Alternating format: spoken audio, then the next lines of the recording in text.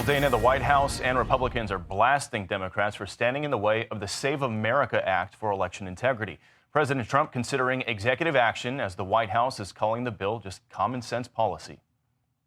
He's discussing and exploring legal options for a potential executive order with respect to voter ID. This is a common sense policy that nearly 90% of the country agrees with. You need an ID to go and purchase alcohol. You need an ID to go to the library and check out a book. And so the president thinks you should have an ID to vote in our nation's elections.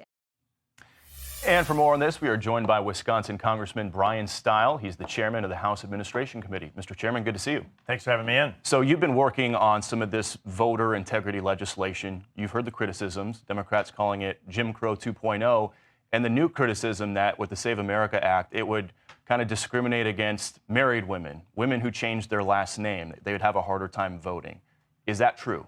No. The Save America Act is common sense legislation that has two key principles. One, you need to be a U.S. citizen when you vote, and you need to prove that when you register. And two, you need photo identification when you show up to the polls to show you are who you say you are. We see time and again the Democrats demagogue and fearmonger on photo identification and other basic common sense election integrity principles.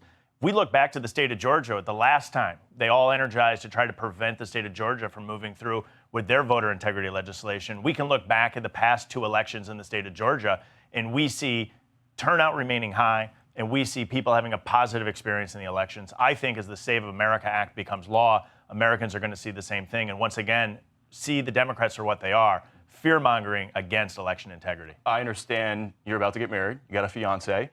So address the criticism that for women with last name, how's it going to work with her when she wants to vote? Yeah, we're 5 weeks away from getting married. We were actually talking about this yesterday. Yeah. She's going to move to the state of Wisconsin and change her last name, just like millions of Americans have done. The process for this is straightforward and simple in every single state. The legislation accommodates for that every state is going to have a slightly different process because marriage certificates may look a little bit different, but it'll look a lot like if an individual wanted to go and sell their car. If you had a different name than was on your car, there's a simple, straightforward process for that.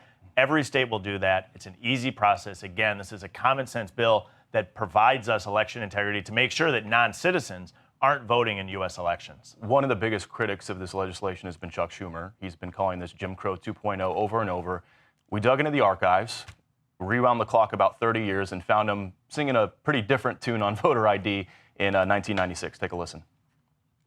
One way to prove you're a bona fide person who can have a job is to ask for a driver's license and a Social Security card.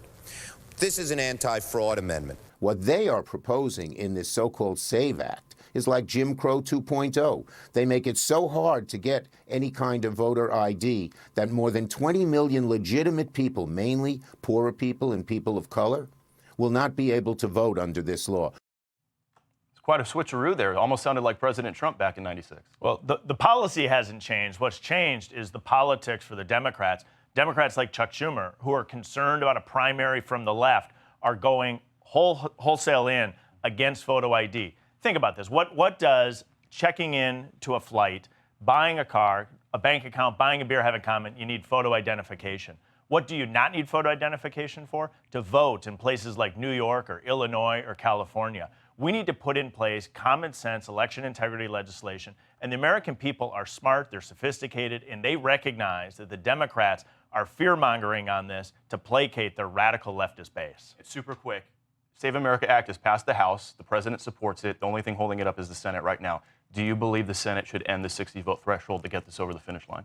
I think the president is going to speak to this at the State of the Union. I think we have a lot of legislation, including this, that needs to get signed into law while we have the full trifecta. I'm hopeful the Senate acts on this. It's common sense, and we should have this in law. All right, well, stay tuned for that speech on Tuesday. Congressman Bryan Steil, thank you for your time. Great to see you. I'm Steve Ducey. I'm Brian Kilmeade. And I'm Ainsley Earhart. And click here to subscribe to the Fox News YouTube page to catch our hottest interviews and most compelling analysis.